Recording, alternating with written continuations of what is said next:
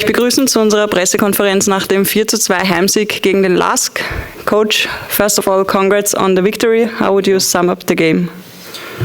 A little good stuff and some bad stuff. I think, of course, obviously everyone could see it was not the start that we have planned for.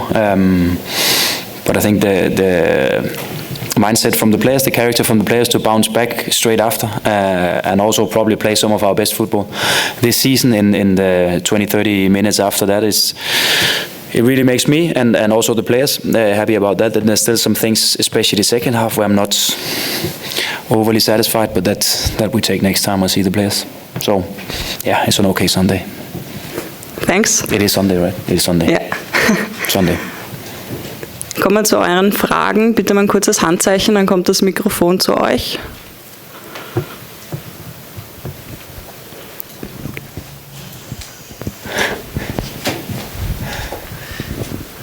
When you came here, you said it will take until April or May until your idea of football is going to be visible in the team.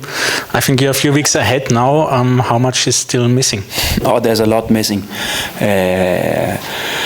I still think we have to find the balance between when do we pass short, when do we have to be a little bit more direct, especially our movements when we are direct. I think we lost it too many times when we kicked it long from our goalkeeper.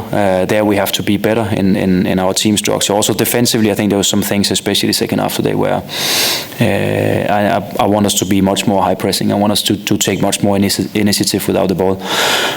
So there's always things to look at. But what I'm happy about is the character of the players, it's the mindset of the players, and it's the way they approach these games, where they believe in themselves, they have confidence, they show courage, and I'm, like I said, probably mostly happy with the 10 minutes after the goal that we concede, the first one, because you can lose a game when you make a mistake like that.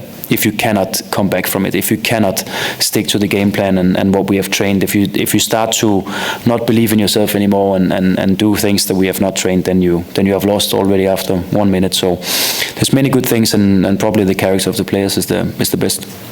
As you said, still a few things on the defensive side to improve, but also the stability in the first few passes from behind, as was shown in the first goal you conceded.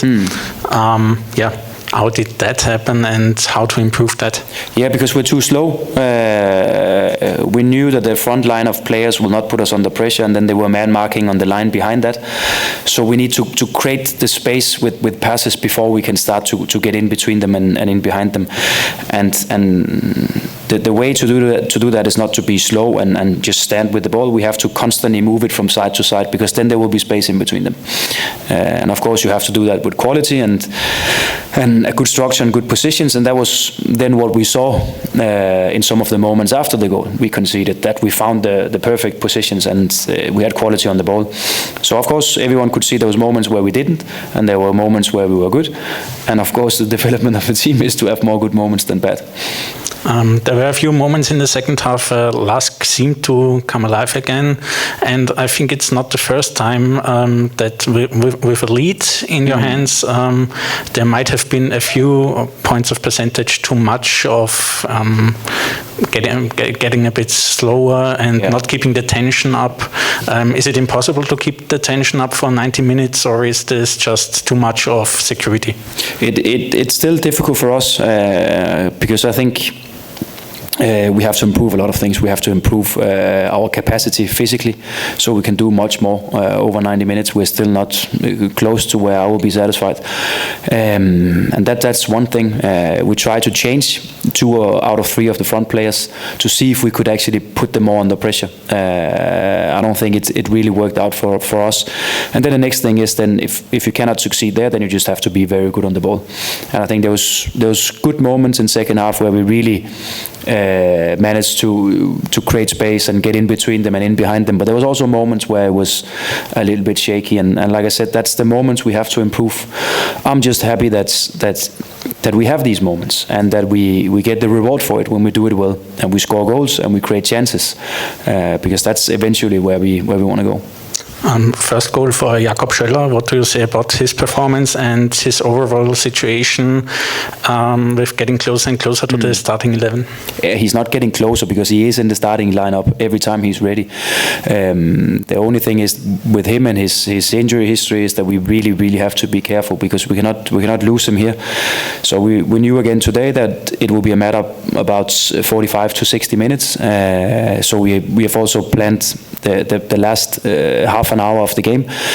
I think he was brilliant, and I think every time we managed to beat their high pressing or their press, he was involved in that. And I think shows calmness on the ball. He's brave and he finds good solutions. And I'm really pleased with his performance. And of course, obviously the goal is also quite okay. Last one from my side. I don't want to make it bigger than it was, but the situation around the penalty kick and Johannes, who wanted to take it, and you had a few words with him after that situation. What happened there? Was he too confident in wanting to take the penalty? Yeah, we never, in everything we do, smallest detail is planned and prepared. And we never go away from that. So when we struggle in the game, when we concede after 30 seconds, we stick to the game plan and we do exactly what we have prepared. And also regarding penalties, there's a clear list. We have prepared it, so I have a meeting with him in 10 minutes. Thanks.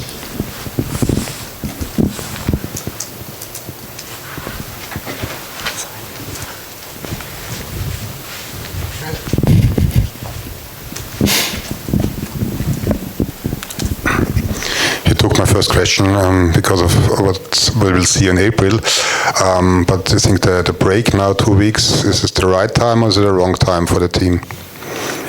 From a coach perspective, it's always good to have a few more days to practice and get even better. I'm not carried away by this momentum stuff because the games are so tight, and you can sometimes you can lose even though you perform well, and you can win if you don't. So we only focus on improvement and especially our environment and what we do as a team together.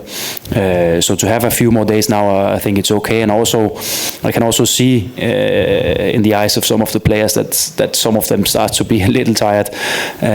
Some of them have played a lot of minutes, so I don't think it's bad for us that we will have a few days with not too much intensity.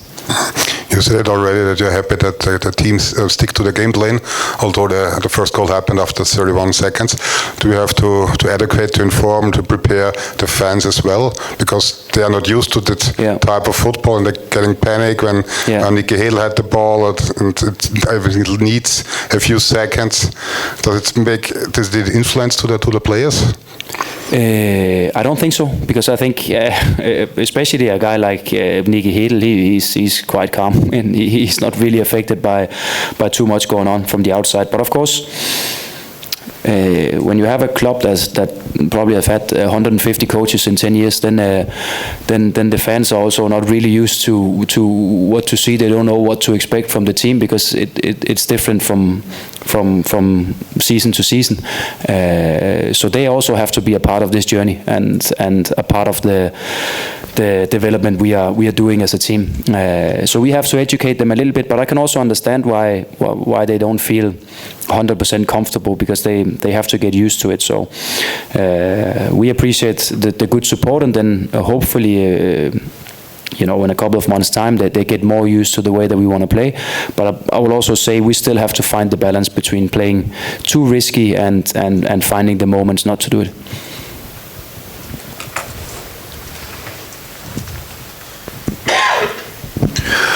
Thomas Muck, Sport Report coach. First of all, congrats on the W. You spoke about the reaction. When we look back a couple of weeks ago, several weeks ago, where the results weren't not coming in, you had the first setback in the game, and the players showed reaction. They were shocked. Today, when you consider a goal after 31 seconds, normally you expect that the players are shocked, the heads are bending down, but today I didn't have the feeling. I had the feeling that the chest was so big that they say, okay, we stick to the game plan, let's roll. How would you see this, and how would you see the progression from the mental side, that with these setbacks, there was no setback on the pitch?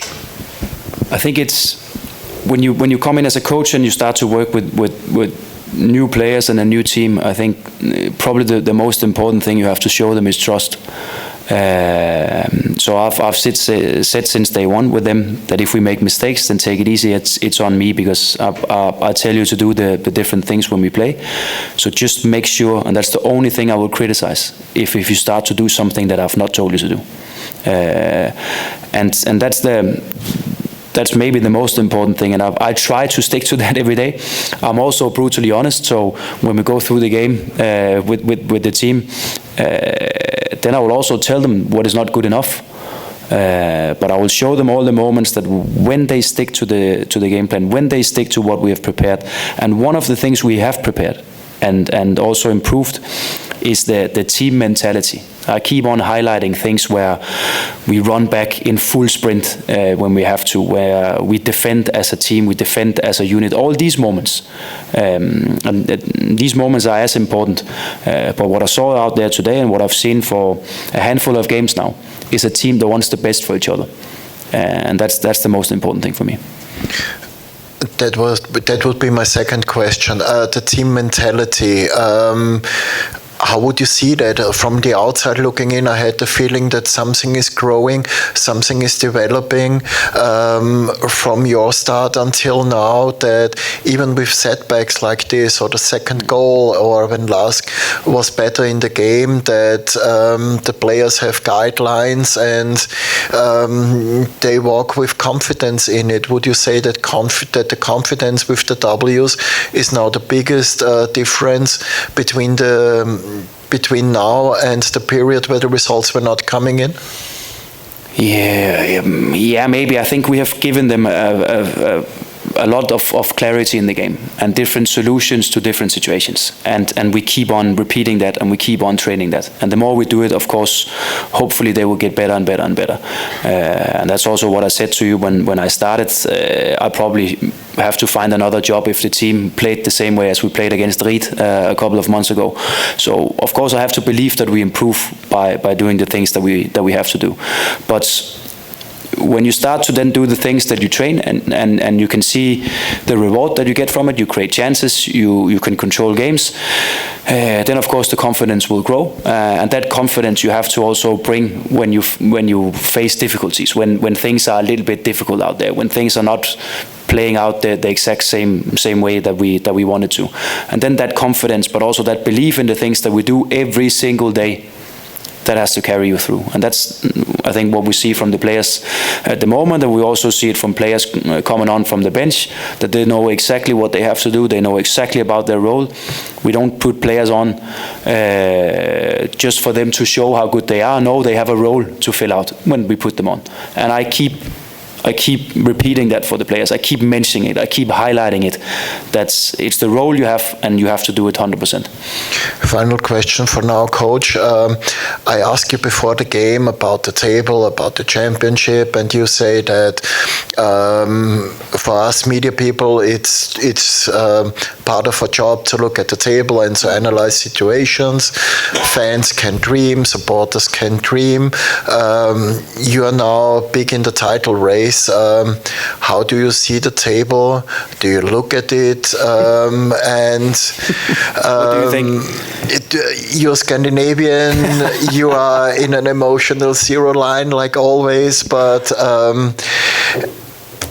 how do you see the title race, and is this Scandinavian emotional zero line maybe a big advantage in the fight for a place in the European competitions next season? I see it in that way, that if we start just to slip 1% in training, then we have absolutely no chance. And that's why I tell you that it's not really important for me to look at that table all the time. The important thing is for me, I look at player behavior, I look at how they enter the training center in the morning, I look at how much effort they put into the training. I watch it over and over and over again. And I can just say that one of my assistant coaches had meetings with some players at the hotel in Salzburg last week because we watched training and we were not satisfied with their performances in training.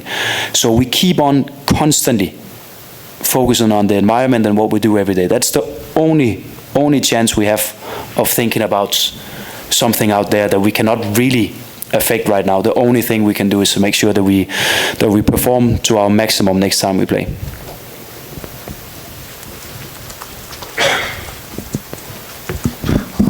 Hi, Coach. Johannes told us he is proud to be part of this team, and this is one of the two big differences. In fact, these players are now a team, and the other change is the style of playing and the combination football. You as a coach, what is the more important fact for you? The team spirit or the style of playing? The team spirit, 100%. You cannot achieve anything in football if you put yourself above the team, or if you don't follow the plan that is being made, or if you're not willing to sacrifice yourself to support a teammate in all these moments. And like I said a couple of times now, we highlight that every single day because that's the only thing that really matters to me if we talk about success and being successful as a team. So that's the thing I'm most happy about. And then we highlight all the small moments that happens in the game. For example, today where we concede after 30 seconds, I highlight behavior from players. How do we support each other in that moment? How do we react to it? What is the next sequence that we do? How do we focus on the kickoff straight after? Do we have someone who is looking down? Is the chest up? Are we ready for the next action? All these kinds of moments, and that's what we keep on highlighting, and we keep also highlighting it in training, that we want to train with the same intensity as we play games, and also the same mindset. So that's definitely the thing I'm looking most at, and yeah, simple as that. You have no chance if you don't have a good team spirit. Another question. It was the third game in a row with the first set piece following a goal. Now it was the first time it was in the scoreboard. Did you have a doubt maybe in memory of the video assistant? If I had doubt in the assistant?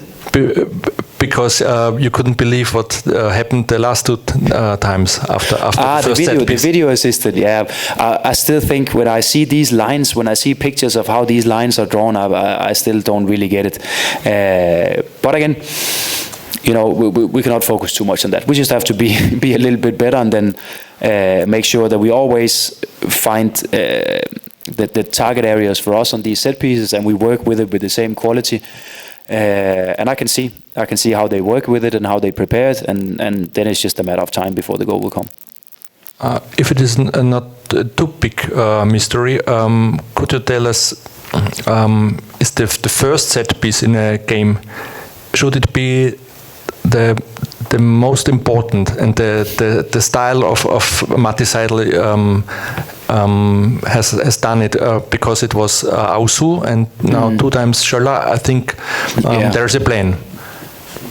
Yeah, of course you don't know if you get a corner kick more, so you have to get everything out of the first one that you have. No, I think probably when you have the first corner kicks or free kicks, it's a little bit more fresh in the minds of the players probably. If you have one after 80 minutes, they start to become a little bit more tired and can forget things. Because if you look at the goal we score, there's a lot of movements going ahead of the situation we create for Scholler.